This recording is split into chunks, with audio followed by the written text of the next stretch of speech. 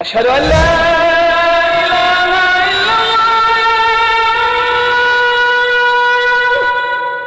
أشهد أن محمدا رسول الله. And then we have the other claim that Jesus is the Son of God. Now this is a question we really have to ask.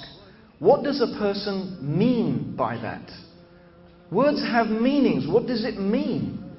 Son of God.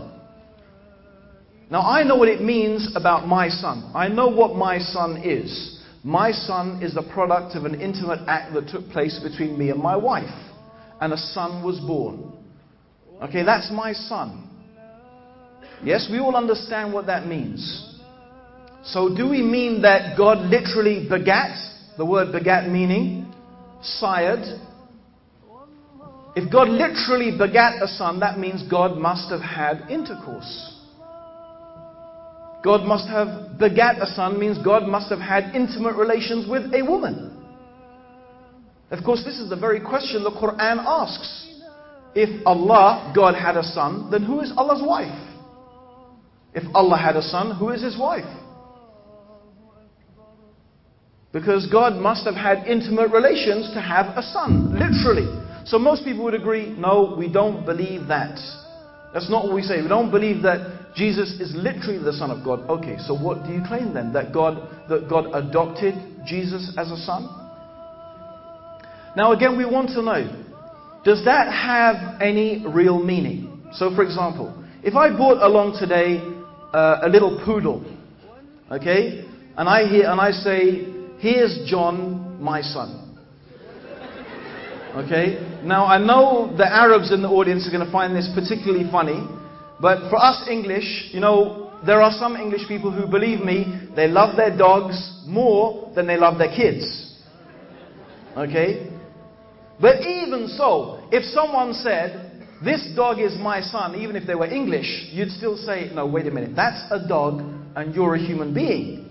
And what if he goes on to say, no, he's my son, he eats with me at the table, the adoption papers are coming through next week, okay, this is my son.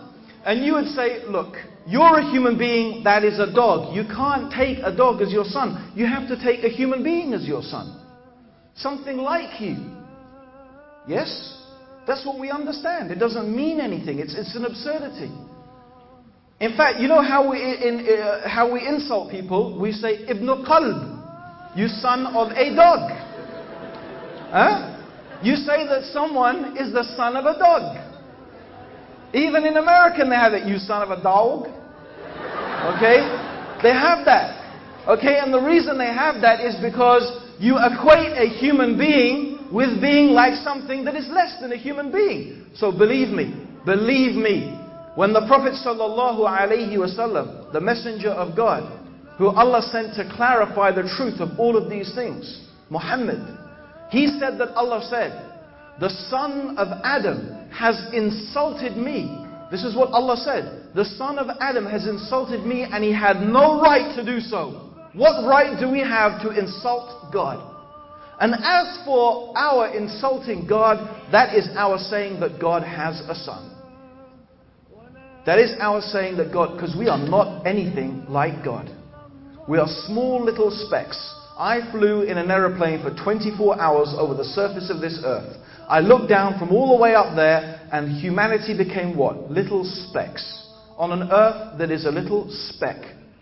In a solar system that is a speck on the outer spiral of our galaxy, the Milky Way, which is 10,000 light years across. Our galaxy is one of thousands of galaxies, millions of galaxies in the known universe. Even our galaxy is a speck. And we're going to say that God, the creator of the universe, this universe, which is, it's like a ring thrown in the desert compared to the kursi. This is what the Prophet said.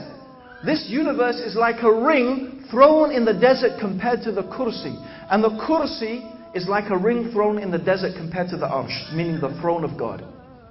The universe is an infinitesimally small speck compared to the throne of God. And we're going to say, God was a speck in a speck in a speck.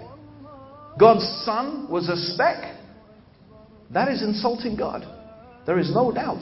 And in the Quran, the final revelation from God to humanity, it says unequivocally that the heavens are ready to rent asunder and the mountains are ready to crumble into ruin because they say that the merciful God had a son. This is the state of the universe. At the anger of this claim that God has a son, that Allah has a son. God is totally free from such a thing. He doesn't need a son. He is in no need of a son.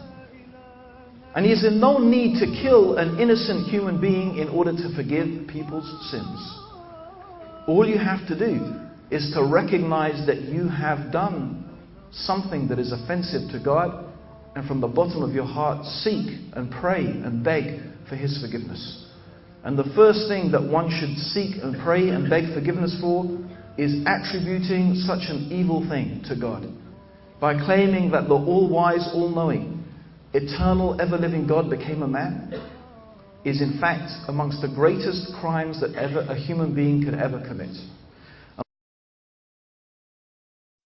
سبحان ربك رب العزة عما يصفون وسلام على المرسلين والحمد لله رب العالمين.